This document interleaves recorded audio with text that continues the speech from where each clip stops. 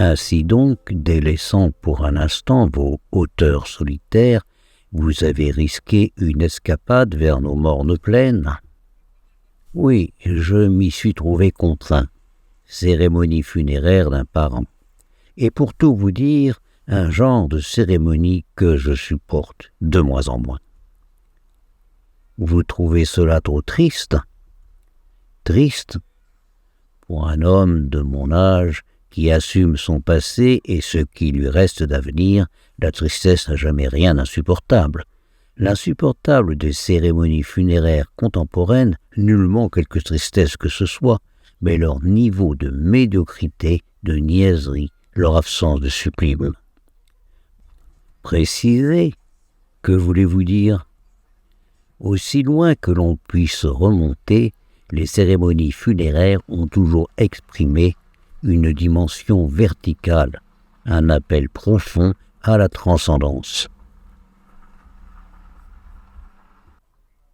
Au-delà de la diversité des cultures et des croyances, toutes les sociétés primitives, par exemple, semblent avoir partagé un même projet. L'élimination des dépouilles n'était qu'une question très accessoire. Des rites funéraires, l'essentiel comme la centralité des cérémonies relevant d'un souci communautaire principal d'accompagner l'âme à rejoindre au mieux le monde des ancêtres.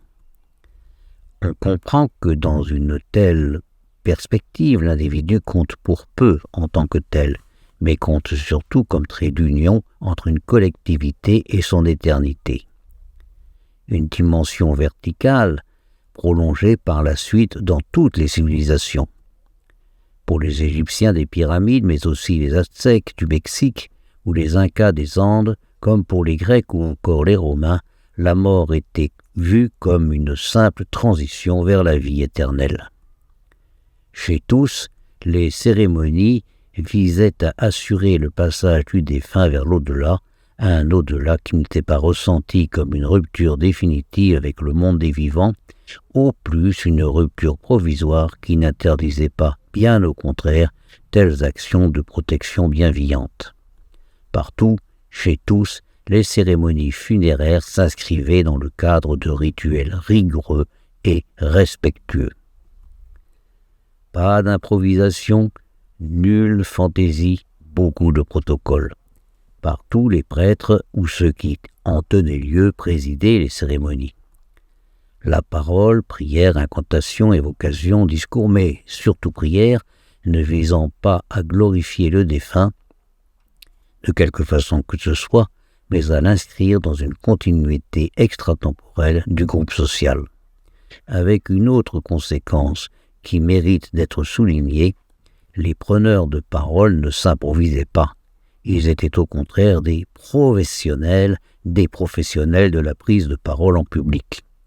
Certes, toutes les oraisons funèbres n'atteignaient pas le niveau de perfection de celle d'un Bossuet, ou plus près de nous d'un Victor Hugo ou d'un André Malraux, mais toutes présentaient un minimum de qualité. Que sont devenues les cérémonies mortuaires aujourd'hui?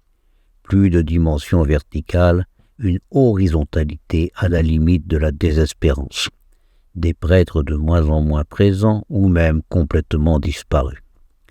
La mode est désormais installée, les prêtres laissent la place à des proches, plus ou moins proches du défunt. De quoi parle-t-on? Du défunt pointe à la ligne. Les jeux sont faits, la perspective s'arrête au défunt et ne saurait aller plus loin, et c'est seulement naturel, puisqu'au-delà du défunt, en culture agnostique, comme c'est notre cas, il n'y a plus rien. Mais qu'est-ce qu'un défunt qui n'a plus ni destin ni destinée? Un humain ordinaire, ni plus ni moins, autant dire rien à ajouter. Seul échappatoire, enjolivé. Le pauvre mort se trouve soudain paré de qualités et de vertus posthumes qu'on ne lui avait jamais connues ni reconnues de son vivant. Autant le dire tout net, parfaitement méconnaissable, une autre personne. Non prévenu, vous en venez à vous demander si vous ne vous êtes pas trompé d'enterrement. Le sage s'interroge. Mais comment les voisins supportent-ils cette manipulation mensongère? La réponse pourtant évidente ne manquera pas de surprendre, c'est qu'ils n'entendent pas, ou qu'ils entendent peu. Oh, qu'ils entendent peu, je m'explique. Un éloge funèbre ne s'improvise pas. Il y faut du métier, du savoir-écrire, du savoir-construire. Or, il s'agit là que d'un préalable. L'éloge, bon ou mauvais, est porté par la parole, mais la parole en public, cela aussi est un métier. Encore plus vrai, quand cette parole s'exprime en milieu sonore avec écho, aujourd'hui compliqué par l'usage habituel de micros. Est-ce là tout ? Non, le bon orateur est un acteur, il use de ses émotions mais n'est jamais emporté par elles, exercice presque impossible pour un réel proche du défunt. Les anciennes cultures savaient parfaitement cela. Les seules expressions verbales autorisées des dits proches, les pleurs et les gémissements des femmes, et s'il n'y en avait pas, des pleureuses professionnelles. Nos apprentis d'occasion, ignorant tout de ce que nous venons de décrire, éructent dans leur micro une manière de bouillie verbale que personne ne comprend et qui ne peut donc étonner ou contrarier personne. Et voilà comment notre époque arriérée produit désormais des cérémonies mortuaires d'un niveau de patronage amateur, sans dimension ni grandeur, des cérémonies que je trouve parfaitement insupportables. Je suppose que vous avez abhorré, très logiquement d'ailleurs, ce qui devient une sorte de mode, l'incinération. Ce n'est plus compliqué que cela.